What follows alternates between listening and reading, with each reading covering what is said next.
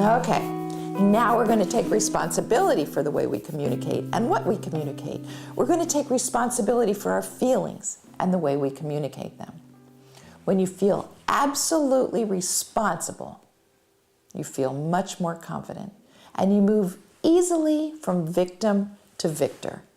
You can move from someone who's misunderstood, someone who's made angry by others, someone who is at the mercy of the whims of others, to a strong, capable person who's clear, a clear and authentic communicator. Just today I had a conversation with someone who said, "He pushes my buttons." You know, when we say that, the implication is that someone makes you respond in a certain way. Someone else makes you angry. Someone else makes you feel bad. Someone else is responsible to make you happy. This is the crux of many problems. Yes, people can push your buttons, but it's up to you to disconnect the switch to the automatic feeling. You, and you alone, are responsible for the way you feel and the way you react. This is why it's very important to lay the groundwork through meditation and knowing your true identity and nurturing the awareness of what's going on around you and inside of you. First 3 principles in my book. That just makes it easier to implement these suggestions on good communication. So let's take responsibility. Let's get started. First thing I want to address is the use of I statements. This does a few things for your communication. Number 1, it helps you own how you're feeling. Number 2, it helps you communicate those feelings in a way that won't shut others down. And 3, it will enable you to get the results you're looking for. So often when we have a problem or someone does something that hurts us or feels abusive or neglectful to us or invalidates us, our first reaction, boom, is to attack. When you attack or accuse or yell or criticize, what reaction do you automatically get from the other person? Right, of course, they defend. They fight back, they shut down, they walk away, they disregard you even more. So how do we keep that from happening?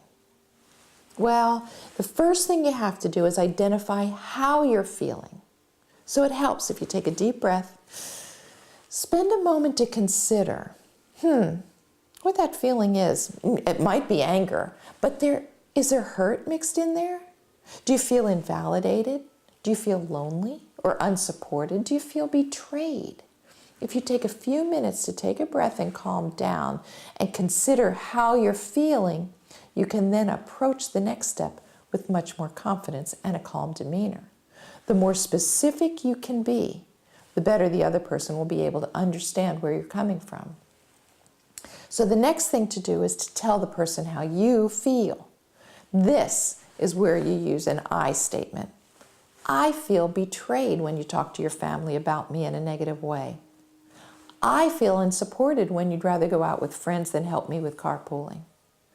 The second part of that statement can certainly be a statement about the action of the other person, but it should not be a judgment.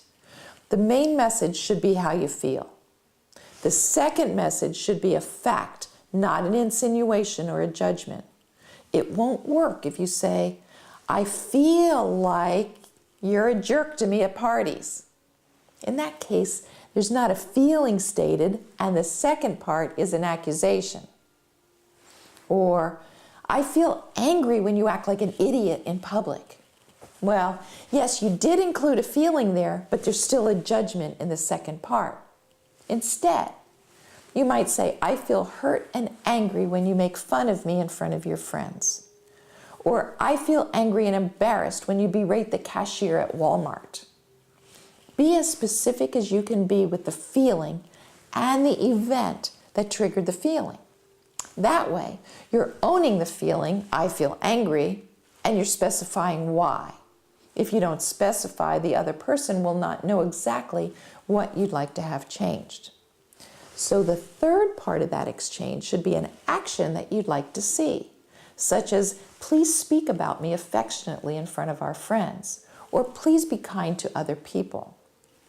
When you say how you feel, specify why, and state what you'd like then to do differently, you're using I statements to create clear communication. It's important to note that while this helps you achieve the results that you want, you have to remember that you can't make someone do something you want, even if you're specific.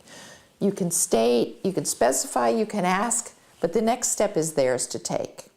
They must decide if they'll respond in the way you prefer. If they don't, if they choose to disregard your request, if they choose to belittle the way you feel or change their behavior, well, then you have a choice. Their action or lack of it is just information. You then use that information to decide how you will respond.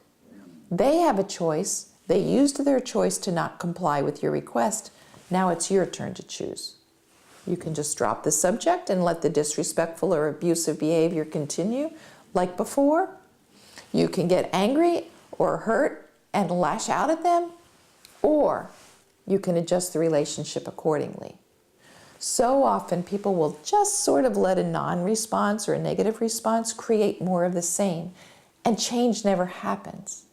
Other times they lash out in anger, which makes them feel bad and creates a toxic environment in their bodies, which can give way to disease and create a toxic environment in a relationship. None of that's optimal. Or you can allow your clear communication and the answer you get help you adjust your sails in the relationship. And you can ask yourself, do I want to continue in a relationship where I'm not heard or respected? Or do I want to be with this person as often as we've been together lately? Do I want to continue to share my secrets with this person?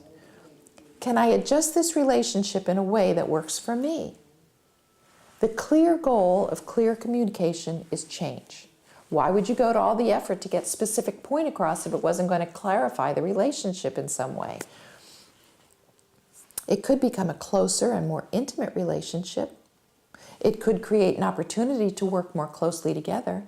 It could help you both feel validated and loved, or it could help you see more clearly whether or not this particular relationship is something you want to pursue or continue in. No real reason to react in anger. If you're looking to accomplish one of the above goals and you got the information you need to make an appropriate choice, then communication was helpful in one way or another. So be thankful for the information and move on. Taking responsibility for your communication also means taking responsibility for your feelings and emotions. It also entails taking responsibility for your thoughts and the consequent actions. So, you can see how clear communication based on a secure sense of self can clearly help enrich your life and clarify some of the foggy situations you might find yourself in.